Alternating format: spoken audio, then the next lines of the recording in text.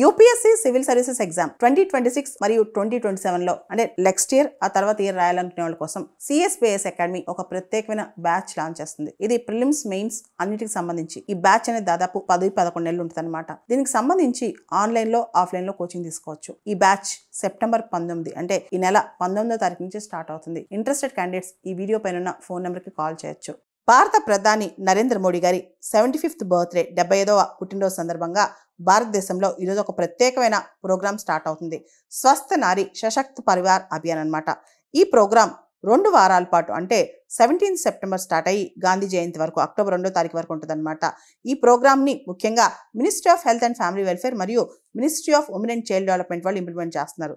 దీనిలో peoples participation మీద ఎక్కువ ఫోకస్ చేస్తున్నారనమాట. అంటే జన్ భాగీదారీ క్యాంపెయిన్ లేదా జన్ భాగీదారీ అభియాన్, ప్రజలందరూ దీనిలో భాగస్వామ్యం అవ్వాలని చెప్పి దాదాపు ఈ 2 వారాల్లో 1,00,000కు పైగా హెల్త్ క్యాంప్స్ నిర్వహిస్తారంట. ముఖ్యంగా మహిళల్ని పిల్లల్ని టార్గెట్ చేస్తూ ఈ హెల్త్ క్యాంప్స్ నిర్వహిస్తారనమాట. ఈ హెల్త్ క్యాంప్స్ అన్ని కూడా ఆయుష్మాన్ ఆరోగ్య mandirs, community health centres, anganwadis, ఇతర హెల్త్ ఫెసిలిటీస్లో జరుగుతాయంట. ముఖ్యంగా 2047కి వికసిత్ భారత్ అంటే మనం 100 సంవత్సరాలు అయ్యి మన స్వతంత్రం వచ్చే నాటికి యూనివర్సల్గా భారతదేశం మొత్తం అందరికీ కూడా హెల్త్ కేర్ యాక్సెస్ ఉండాలని, అదేవిధంగా కుటుంబాలు ఆరోగ్యవంతంగా ఉండాలని, హెల్త్ కేర్కి సంబంధించిన పూర్తి స్థాయి అవేర్నెస్ తీసుకురావాలని చెప్పి కూడా ఈ ప్రోగ్రామ్ స్టార్ట్ అవుతుందన్నమాట.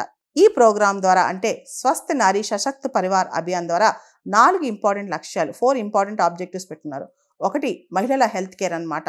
దానిలో స్క్రీనింగ్, ఆడపిల్లలకి ఆడవాళ్ళకి వచ్చే ఎనీమియా కావచ్చు, hypertension, diabetes, breast cancer, cervical cancer, TB, sickle cell disease ఇలాంటివన్నిటికి సంబంధించి పూర్తి స్థాయిలో స్పెషలిస్ట్ సర్వీసెస్ స్క్రీనింగ్ అందజేస్తారనమాట.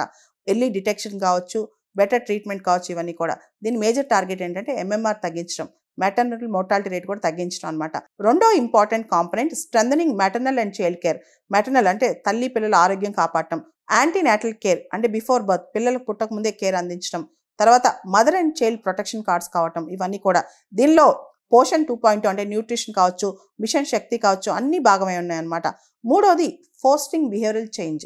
ఈ స్వస్థ నారీ సశక్త్ పరివార్ అభియాన్లో ముఖ్యమైన అంశం బిహేవియరల్ చేంజ్ అనమాట. అంటే ఆరోగ్యం పట్ల మన ఒక ఆలోచనలు, ప్రవర్తన మారటం. ముఖ్యంగా పోషన్, ఎటువంటి న్యూట్రిషన్ తీసుకోవాలి, బ్యాలెన్స్ న్యూట్రిషన్ ఎలా తీసుకోవాలి, శానిటేషన్, ఓవరాల్ వెల్నెస్ ఎలా ఉండాలి, అదేవిధంగా దాంతోపాటు హైజీన్ ప్రాక్టీసెస్, పరిశుభ్రత ఎలా ప్రాక్టీస్ చేయాలి, ఇవన్నీ కూడా. వీటన్నిటితో పాటు అన్నిటికన్నా మించింది ఏంటంటే ఫోర్త్ది health care access to underserved regions.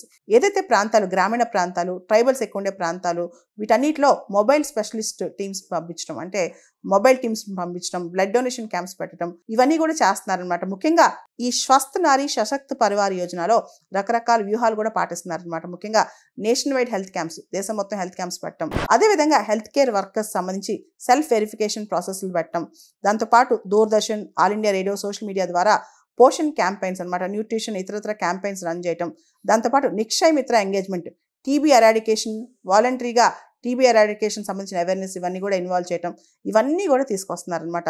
దీంతో ఈ 2 వారాల పాటు స్వస్థ నారీ సశక్త్ పరివార్ అభియాన్ కింద పెద్ద క్యాంపెయిన్ జరుగుతుంది భారతదేశంలో. దీనివల్ల భారతదేశంలో ఇన్ఫాంట్ మోర్టాలిటీ, మెటర్నల్ మోర్టాలిటీ ఇవన్నీ తగ్గుతాయని ఆశిస్తున్నారనమాట. దాంతోపాటు రకరకాల రాబోయే డిసీజెస్, లైఫ్ స్టైల్ డిసీజెస్, అది డయాబెటీస్ కావచ్చు, హైపర్ టెన్షన్ కావచ్చు, ఇవన్నీ కూడా ఎర్లీ స్క్రీనింగ్ అవడం వల్ల తొందరగా మనం నివారించవచ్చు. దానికి సంబంధించిన ట్రీట్మెంట్ కూడా తీసుకోవచ్చు అని చెప్పి అంటున్నారు. దాంతోపాటు ఈక్విటబుల్ హెల్త్ కేర్ అనమాట. డబ్బులున్న వాళ్ళకి, లేని వాళ్ళకి అందరికీ కూడా ఒకే రకమైన హెల్త్ కేర్. దీంతో పాటు హెల్త్ కేర్లో పీపుల్స్ పార్టిసిపేషన్ అంటే జన్ భాగీదారీ, కమ్యూనిటీ పార్టిసిపేషన్ పెంచడం.